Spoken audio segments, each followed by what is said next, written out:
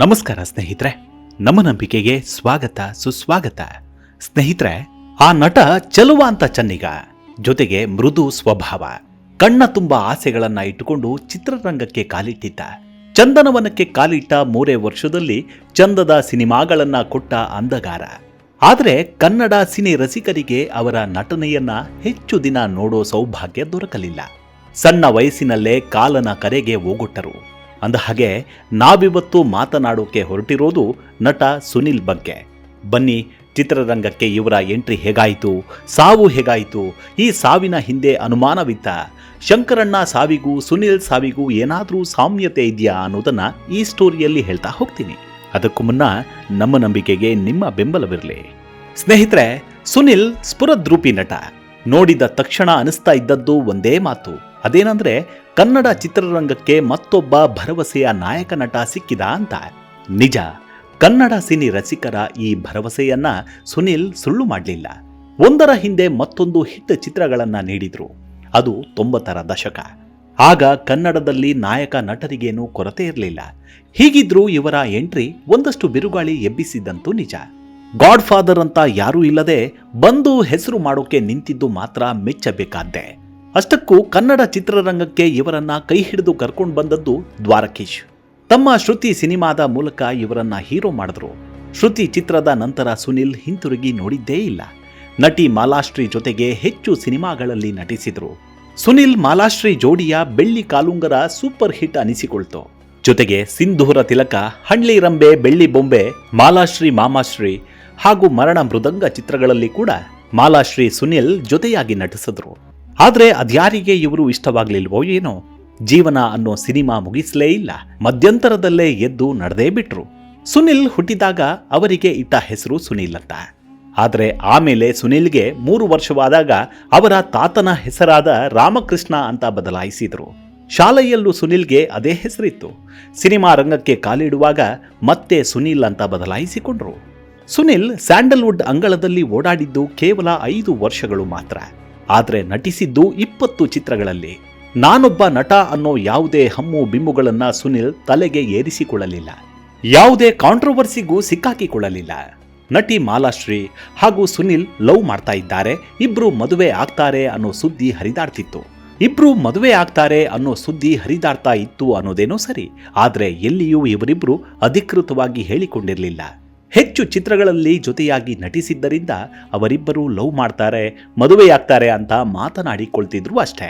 ಇಂತಹ ನಟನಿಗೆ ಅಕಾಲಿಕ ಮರಣ ಬಂದದ್ದೇ ಒಂದು ದುರಂತ. 1994ರ ಜೂನ್ 24ರಂದು ನಡೆದ ಭೀಕರ ಕಾರು ಅಪಘಾತದಲ್ಲಿ ಸುನಿಲ್ ಕನ್ನಡ ಚಿತ್ರರಂಗವನ್ನ ತೊರೆದು ಬಿಟ್ರು. ಈ ಘಟನೆ ಚಿತ್ರರಂಗದಲ್ಲಿ ಆಘಾತ, ನೋವು ಮತ್ತು ಬೇಸರವನ್ನ ಉಂಟು ಮಾಡಿತ್ತು. ಇದರ ಜೊತೆ ಸುನಿಲ್ ಸಾವಿನ ಹಿಂದೆ ಯಾರದ್ದೋ ಕೈವಾಡವಿದೆ, ಇದು ಅಪಘಾತವಲ್ಲ, ಹತ್ಯೆ ಅಂತೆಲ್ಲ ಸುದ್ದಿ ಹರಿದಾಡಿತ್ತು. ಆದ್ರೆ ಅದೆಲ್ಲ ನಿಜಾನಾ ಅಂತ ನೋಡಿದ್ರೆ ಇಲ್ಲ ಅಂತಾನೆ ಹೇಳಬಹುದು.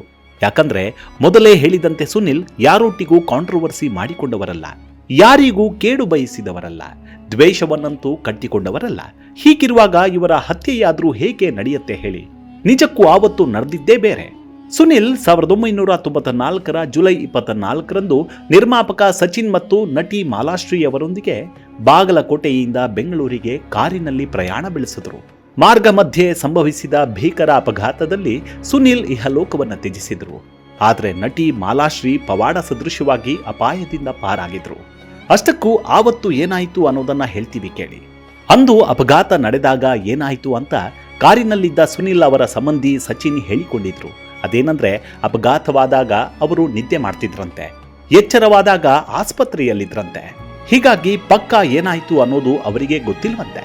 ಆದ್ರೂ ಡ್ರೈವರ್ ನಿದ್ದೆಯಲ್ಲಿ ಇದ್ರೇನೋ ಅನ್ನೋ ಅನುಮಾನ ಇದೆ. ಅವರನ್ನ ಕೇಳೋಣ ಅಂದ್ರೆ ಆ ಅಪಘಾತದಲ್ಲಿ ಅವರು ಕೂಡ ಸತ್ತೋಗಿದ್ರು. ಅಷ್ಟಕ್ಕೂ ಆವತ್ತು ಉತ್ತರ ಕರ್ನಾಟಕದಲ್ಲಿ ಕಾರ್ಯಕ್ರಮವಿತ್ತು. ಅದನ್ನ ಮುಗಿಸಿ ರಾತ್ರಿ 11:30ರ ಸುಮಾರಿಗೆ ಊರಿಗೆ ಬರ್ತಿದ್ರು. ಡ್ರೈವರ್ ಬೆಂಗಳೂರಿನಿಂದ ಬಂದು ಅಲ್ಲಿಂದ ಸುನಿಲ್, ಮಾಲಾಶ್ರೀ, ಸಚಿನ್ ಈ ಮೂವರನ್ನ ಕರೆದುಕೊಂಡು ಹೊರಟ. ಆದರೆ ಬೆಂಗಳೂರು ತಲುಪಲೇ ಇಲ್ಲ. ಮತ್ತೊಂದು ವಿಷಯ ಅಂದ್ರೆ, ಆವತ್ತು ಅವರು ಹೊರಡೋ ಉದ್ದೇಶವೇ ಇರಲಿಲ್ವಂತೆ. ಮಾರನೇ ದಿನ ಹೋದ್ರಾಯ್ತು ಅಂತ ಅಂದುಕೊಂಡಿದ್ರಂತೆ. ಆದ್ರೆ ಮರುದಿನ ಡ್ರೈವರ್ ತಮ್ಮ ಮಗಳ ಹುಟ್ಟುಹಬ್ಬಕ್ಕೆ ಹೋಗ್ಬೇಕು ಅಂದಿದ್ರಂತೆ. ಇದರಿಂದ ಅಂದೇ ಎಲ್ಲರೂ ಹೊರಟರು. ಕಾರು ಹತ್ತಿದಾಗ ಸುನಿಲ್, ನಿದ್ರೆ ಬಂದ್ರೆ ಹೇಳು, ನಾವು ಯಾರಾದ್ರೂ ಸ್ವಲ್ಪ ಹೊತ್ತು ಓಡಿಸ್ತೀವಿ ಅಂದಿದ್ದರಂತೆ. ಆದ್ರೆ ಮುಂದೆ ನಡೆದದ್ದು ಮಾತ್ರ ಘನಘೋರ. ತಮಿಳುನಾಡಿನ ಲಾರಿಯೊಂದು ಕಾರಿಗೆ ಬಂದು ಗುದ್ದಿತ್ತು. ಮುಂಜಾನೆ ಆಗಿದ್ದರಿಂದ ಯಾರೂ ನೋಡಿರಲಿಲ್ಲ. ಬಳಿಕ ಆಮೇಲೆ ಯಾರೋ ದಾರಿ ಹೋಕರು ಒಬ್ಬರು ನೋಡಿ ಎಲ್ಲರನ್ನೂ ಚಿತ್ರದುರ್ಗದ ಆಸ್ಪತ್ರೆಗೆ ಸೇರಿಸ್ತಾರೆ. ಆ ದಿನ ಭಾನುವಾರ ರಜೆ ಇತ್ತು. ಅಪಘಾತದಲ್ಲಿ ಚಾಲಕ ಕೃಷ್ಣ ಅಲ್ಲೇ ಸಾವನ್ನಪ್ಪಿದ್ದ. ಸುನಿಲ್ ಚಾಲಕನ ಹಿಂಬದಿಯ ಸೀಟಿನಲ್ಲಿ ಕುಳಿತ ಕಾರಣ ಇಬ್ಬರಿಗೂ ಗಂಭೀರವಾದ ಗಾಯವಾಗಿತ್ತು. ಉಳಿದಿಬ್ಬರಿಗೆ ಸಣ್ಣ ಪುಟ್ಟ ಗಾಯವಾಗಿತ್ತಷ್ಟೇ.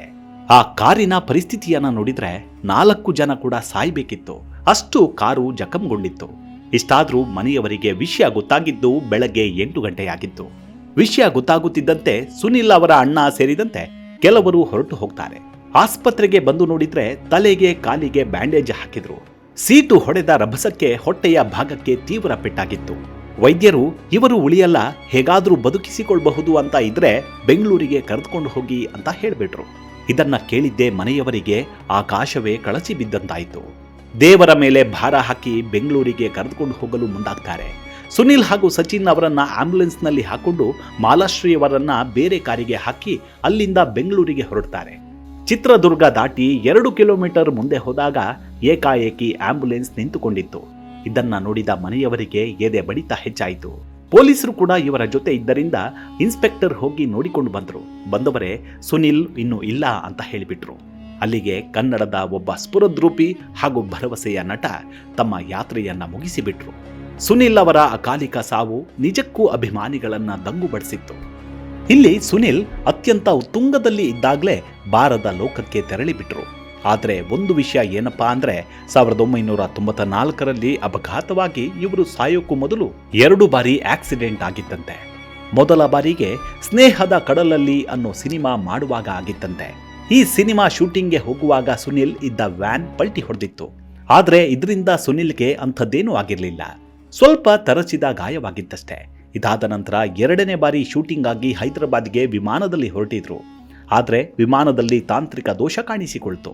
ವಿಮಾನ ಹೊಲದಲ್ಲಿ ಲ್ಯಾಂಡ್ ಆಗಿತ್ತು. ಈ ವೇಳೆ ಸುನಿಲ್ ತುಂಬಾ ಹೆದರಿಕೊಂಡಿದ್ದರಂತೆ. ಲಗೇಜ್ನ ಅಲ್ಲೇ ಬಿಟ್ಟು ಓಡಿ ಬಂದಿದ್ದರಂತೆ. 2 ಬಾರಿ ಬಚಾವಾಗಿದ್ದ ಸುನಿಲ್ 3ನೇ ಬಾರಿ ಉಳಿಯಲಿಲ್ಲ.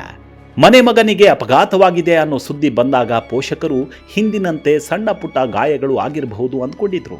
ಆದ್ರೆ ಅವರ ಆ ಯೋಚನೆ ಸುಳ್ಳಾಗಿತ್ತು. ಮತ್ತೊಂದು ವಿಚಾರ ಹೇಳಬೇಕಂದ್ರೆ, ಶಂಕರ್ನಾಗ್ ರೀತಿಯಲ್ಲೇ ಸುನಿಲ್ ಯಶಸ್ಸಿನ ಹಾದಿಯಲ್ಲಿ ಇದ್ದಾಗಲೇ ತಮ್ಮ ಬದುಕಿನ ಪಯಣವನ್ನ ಮುಗಿಸಿದ್ರು. ಇಬ್ಬರಿಗೂ ಕೇವಲ 5-6 ವರ್ಷಗಳಷ್ಟೇ ಅಂತರ. ಶಂಕರ್ನಾಗ್ 12 ವರ್ಷದ ಸಿನಿ ಯಾತ್ರೆಯಲ್ಲಿ ಸುಮಾರು 90 ಸಿನಿಮಾಗಳನ್ನ ಮಾಡಿದ್ರು. ಅದೇ ರೀತಿ ಸುನಿಲ್ ಕೂಡ ಕೇವಲ 3 ವರ್ಷದಲ್ಲೇ 10ಕ್ಕೂ ಹೆಚ್ಚು ಹಿಟ್ ಚಿತ್ರಗಳನ್ನ ನೀಡಿ ಸ್ಯಾಂಡಲ್ವುಡ್ ಮಂದಿಯ ಕಣ್ಣರೆಳಿಸಿ ಬಿಟ್ಟಿದ್ರು. ಇದನ್ನ ನೋಡ್ತಾ ಇದ್ರೆ ಇಬ್ಬರ ಸಾವಿಗೂ ಸಾಮ್ಯತೆ ಇದೆಯಾ ಅನ್ನೋ ಅನುಮಾನಗಳು ಕಾಡೋಕೆ ಶುರುವಾಗ್ತವೆ.